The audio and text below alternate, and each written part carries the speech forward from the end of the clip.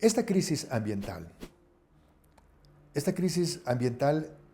por supuesto, es una crisis profunda, es una crisis que toca los fundamentos de la forma moderna de hacer sociedad, de hacer economía, de hacer política, de hacer comunidad.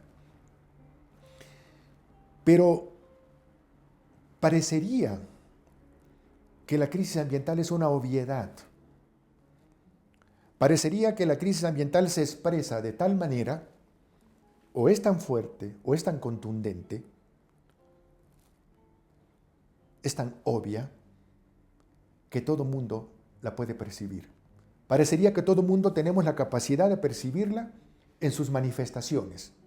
Por ejemplo, en la Ciudad de México. Bueno, la Ciudad de México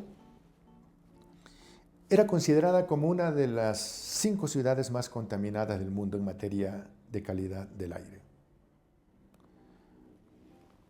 En los momentos actuales, algunos funcionarios de gobierno, algunos encargados de política pública, pregonan que se ha superado la parte crítica del daño ambiental y de la contaminación atmosférica en la Ciudad de México y en el Valle de México.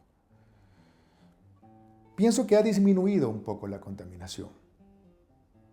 Los datos oficiales hablan de a fines de los años 90 se violaban las normas ambientales por ozono 320 días del año.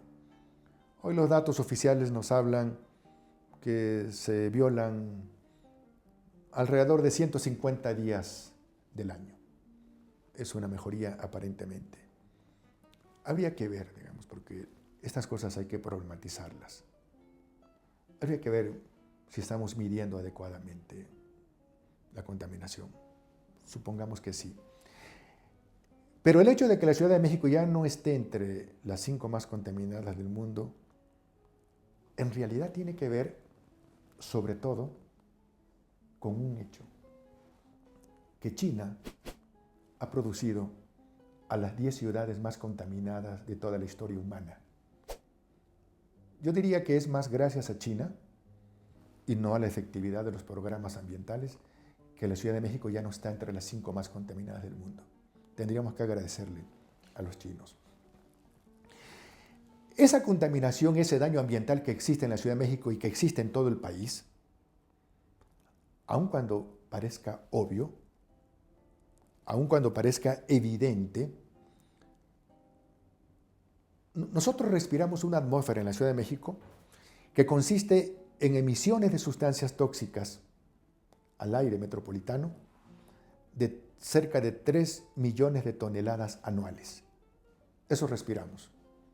Y no hablemos de los componentes de esa contaminación y de sus grados de toxicidad. Pero si nosotros le preguntamos a un habitante, a una persona, a un ciudadano, espontáneamente, difícilmente va a reconocer que existe un problema serio de contaminación atmosférica en la Ciudad de México. Difícilmente lo va a reconocer. Y esto me lleva a otro de los aspectos en los que quiero insistir, a la relación entre el daño ambiental, entre la magnitud del daño ambiental y la generación de conciencia ambiental. Pudiéramos decir que el daño, la magnitud del daño y la conciencia ambiental no marchan en la misma dirección. Muchas veces marchan por rutas separadas. Hay veces en sentido contrario. Es decir, lo que quiero explicar es lo siguiente. Les voy a poner un ejemplo porque es una forma tal vez en que podemos entender y asimilar esta idea. Ocurre, los estudios nos han dicho, distintas investigaciones en el mundo nos han dicho que, por ejemplo, muchas veces ocurre, no siempre, muchas veces ocurre, que aquellos países, aquellos lugares, aquellas ciudades, aquellas comunidades, aquellos territorios en los cuales existe un gran problema de contaminación, un gran problema ambiental, grandes áreas de deforestación, grandes vertederos de desechos tóxicos, en donde existen procesos de desertificación, serios problemas. Esos lugares no son siempre los lugares, los países o las sociedades en donde hay más conciencia y protesta ambiental. Y en cambio también puede ocurrir que algunos países en donde hay menos daño ambiental, menos problemas ambientales, o en donde los problemas ambientales poseen menos dimensión, la magnitud es menor, podemos encontrar, hay veces, que la conciencia y la protesta ambiental son muy grandes, son muy elevadas. Es decir, repito, no siempre hay una coincidencia entre la magnitud del daño y la conciencia ambiental y la protesta ambiental. Esto lo podemos explicar de una manera sociológica, de una manera cultural. También la antropología propone respuestas para explicar esta aparente contradicción. Por ejemplo, en México es un país sumamente afectado por el daño ambiental, la deforestación. Veamos la selva lacandona afectada.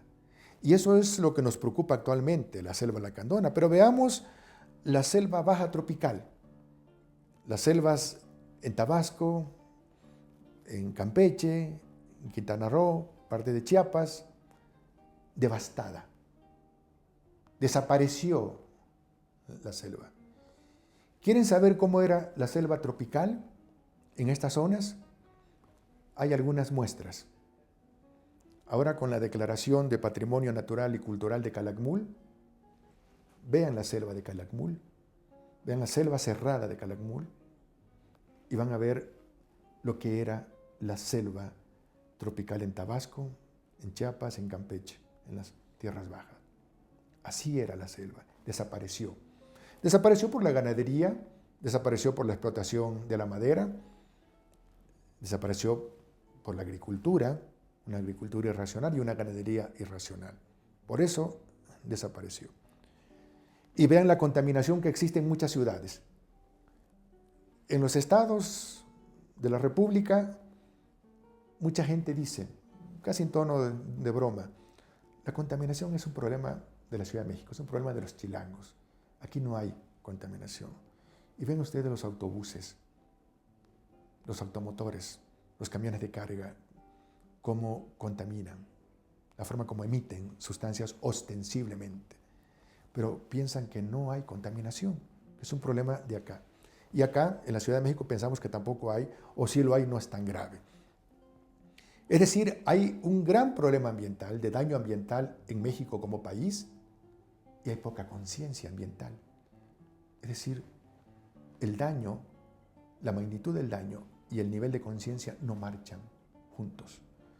O podemos encontrar países, por ejemplo, como los países nórdicos, en donde el problema ambiental no es que no exista, pero existe en menor medida que el que existe en países como México. De eso no creo que alguien tenga dudas. En cambio, la conciencia ambiental parece ser mayor y la protesta ambiental parece ser mayor. Es decir, tenemos que explicar qué pasa, por qué ocurre eso. Bueno, ocurre porque es un problema valorativo, de generación de conciencia, de cambio cultural, de cambio de normas. Y tiene que ver no nada más con la educación. Claro que la educación juega un papel importante, pero tiene que ver también con la democracia.